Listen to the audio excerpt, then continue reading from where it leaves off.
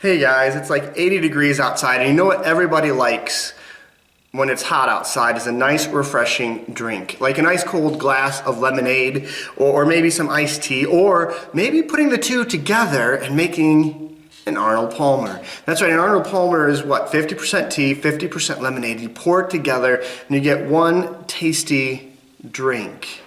Now, as easy as it is to make an Arnold Palmer, it can also be really kind of difficult. If you put too much tea in, not enough lemonade, then you can kind of end up with this lemony tea. And if you do it the other way around, you can end up with some tea-ish lemonade. And it can be simple, and yet it's, you got to get the ingredients right. And I believe sometimes we as Christians, we as humans can do that with God. We want to take into account His love and His justice, and we want to mix them in together. And sometimes we want to put a little bit more love into God and take out some of that justice and that judgment and make Him a little bit more warm and fuzzy and cuddly. And then sometimes we want to put more of that justice and judgment side into God and take out some of that love and end up with a really harsh and mean God. And neither one is correct. Now remember, we're talking about the wanderings of the Israelites in the book of Numbers and all the times that they rebelled against God. And this last sermon we talked about Korah and Abiram and Dathan and On, and how they rebelled against God, how they tried to take the priesthood for themselves.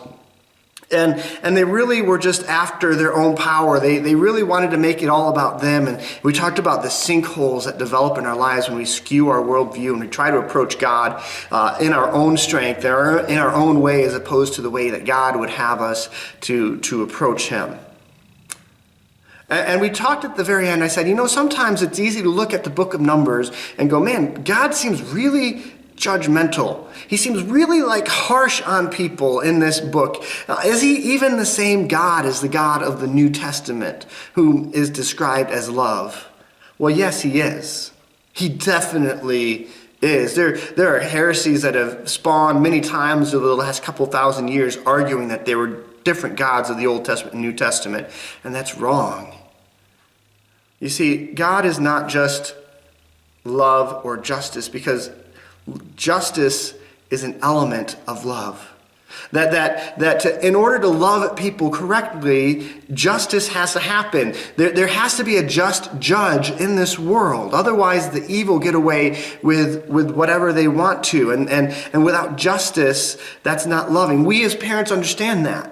If we never punish our kids, is that really loving? We forget sometimes that the writer of Hebrews describes God in Hebrews 11:29 as a consuming fire. See, the Israelites were in a unique relationship with God. They had seen them bring them out of Egypt with the 10 plagues in powerful way. They'd seen Him provide manna and water and quail. He's taking care of them. They saw Him at Mount Sinai shake the mountains, and they responded and said, yes, we will follow these 10 commandments. They forged a covenant with Him. And God had some higher expectations for them. He said, you've got to become a nation. You were slaves, and now you've got to become a nation and fill my promised land. Too much that was given, much is expected. God was leading them in a pillar of fire at night and a cloud by day. His tabernacle was in the very midst of them. He expected them to trust Him, to rely on Him, to instead of seeking things in their own power, in their own way, to come to Him and trust in Him. He expected them to treat Him as their king. But they weren't doing very good at that.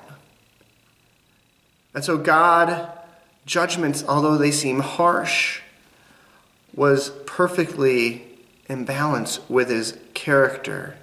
And there's a reality beyond that too, because you know what? We live underneath the ministry of Jesus Christ. The book of Hebrews tells us how Jesus Christ has become our high priest in the heavens, how he offered himself as a sacrifice that he doesn't need to repeat on a daily basis like those old priests did. That one sacrifice was enough for everybody. It says that in Hebrews 10:14, for by a single offering he has perfected for all time those who are being sanctified. That means those who trust in God, those who trust in Jesus Christ. He's sanctifying them by his death on the cross. But here's what I wanted to point out. Hebrews 7:25 says, consequently, he, or Jesus, is able to save to the uttermost those who draw near to God through him, since he always lives to make intercession for them. The reality is our relationship with God is much different than those Israelites' relationship was. They didn't have Jesus' death on the cross.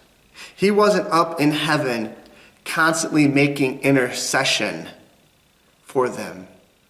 They didn't have his offering of his body that covered over their sins.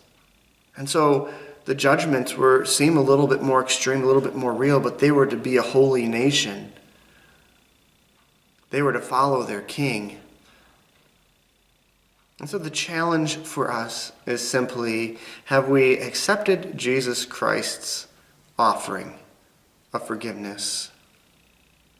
And are we pursuing after, listening, doing what our King God, our King Jesus, would have us to do?